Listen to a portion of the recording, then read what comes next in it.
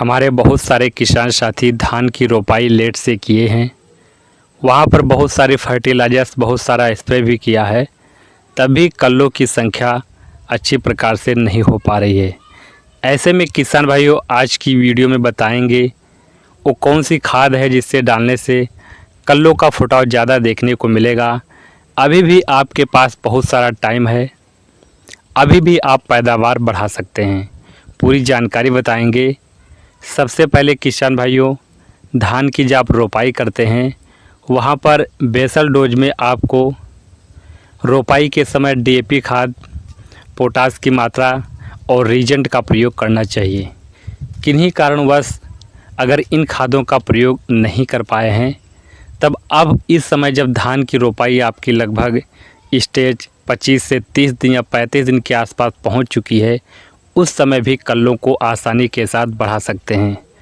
खेत में जितने ज़्यादा फुटाव होगा उतनी ज़्यादा संख्या में बालियाँ आएंगी, बालियाँ ज़्यादा आएंगी तो पैदावार भी ज़्यादा मिलेगी।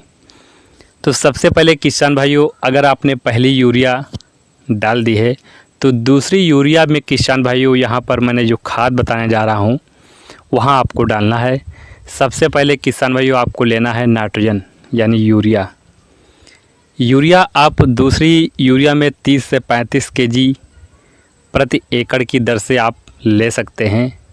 साथ में अगर पहली यूरिया के साथ जिंक का प्रयोग नहीं किया था, अगर किया भी था कम मात्रा में किया था, अगर कम मात्रा में भी किया है, लेकिन इस समय जब धान की स्टेज आपकी 20 से 25 या 30 दिन के आसपास पहुंच चुकी है, उस समय धान की फसल में पीलापन बना हुआ है, ऊपर की जो पत्तियां हैं हल्का लाल और पीला हो गई हैं। इस समय किसान भाइयों आपको जिंक की मात्रा भी देनी चाहिए, क्योंकि जिंक की कमी के कारण ही ऊपर की पत्तियां पीली और लाल पड़ जाती हैं। अगर धान में हल्का हरापन और कालापन नहीं आ रहा है तो उसमें अच्छी प्रकार से कल्लों का विकास अच्छी प्रकार से विकास नहीं हो पाता है।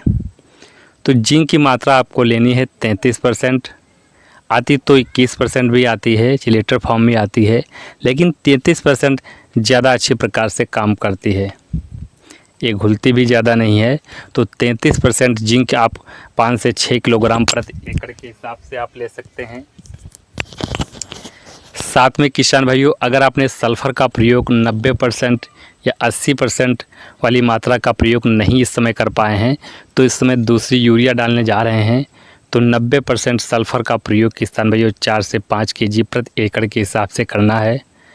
साथ में किसान भाइयों, अगर आपने रीजेंट रोपाई के समय नहीं डाल पाया था तो वहाँ पर रीजेंट जो फिप्रोनिल आता है, इससे दीमक का जो प्रकोप हमारे खेत में देखने को मिलता है, बहुत सारे कीट लग जाते हैं, तो इसको भी किसान भाइयों 5 से 6 किलोग्राम प्रति एकड़ की दर से आपको प्रयोग करना है।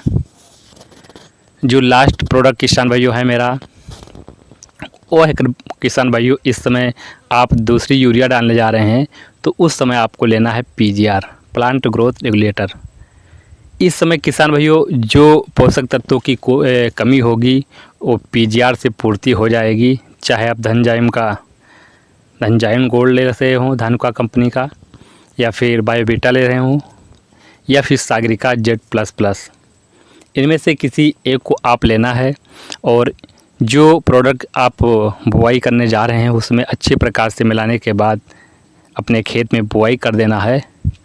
बुआई करते समय किसान भाइयों ध्यान देना है कि खेत में पर्याप्त नमी होनी चाहिए, और दूसरे दिन आपको किसान भाइयों खेत में हल्का फुल्का पानी किसान भाइयों 2 दिन तक ज़रूर उसमें रहना चाहिए, तभी रिजल्ट 100% किसान भाइयों मिलेगा।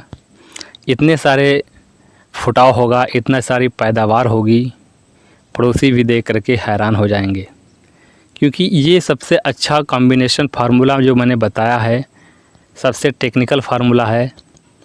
और अगर आपके खेत में आयरन की कमी दिखाई दे रही है तो उसमें आपको आयरन जो फेरस सल्फेट आता है वो भी किसान भाइयों इसको भी ऐड कर लेना है। 3 से 4 केजी जो आयरन आता है उसको भी ऐड कर लेना है। इतने सारे प्रोडक्ट मिलाने के बाद किसान भाइयों आप नीचे कमेंट ज़रूर करेंगे कि हमारी फसल में ये सारे प्रोडक्ट डालने के बाद रिज़ल्ट कैसा रहा। वीडियो अच्छा लगे लाइक कीजिए, चैनल पर नए हैं रिक्वेस्ट है चैनल को सब्सक्राइब कीजिए। खेती बाड़ी संबंधित जानकारी समय समय पर आपको लाते रहते हैं, तो किसी प्रकार की अगर जानकारी है, सुझाव है, नीचे कमेंट ज़रूर कीजिए। तो ये सारी जो छोटी सी जानकारी बताया है कि अभी भी टाइम है आपके पास, कल्ले बढ़ाने का आखिरी समय चल रहा है। हमारे बहुत सारे किसान साथी की धान की स्टेज गोब अवस्था यानी गोब की अवस्था में यानी गबोट की अवस्था में, जिसको बोलते हैं तने में बालियाँ बनना प्रारंभ हो चुकी हैं। ऐसे में किसानों को बहुत अच्छी प्रकार से देखभाल करना चाहिए। अच्छी प्रकार से देखभाल कर लेते हैं तो वहाँ पर आपकी जो बालियाँ आएंगी, दाने अच्छे भरेंगे, मोटे बनेंगे और उसमें जो साइज बनेगा वो भी अच्छी प्रकार से बनेगा। तभी किसान भाइयों अच्छी सी पैदावार देखने को मिलेगी। तो ये छोटी सी जानकारी है। पसंद आने पर वीडियो लाइक कीजिए, चैनल पर नए हैं रिक्वेस्ट है चैनल सब्सक्राइब कीजिए।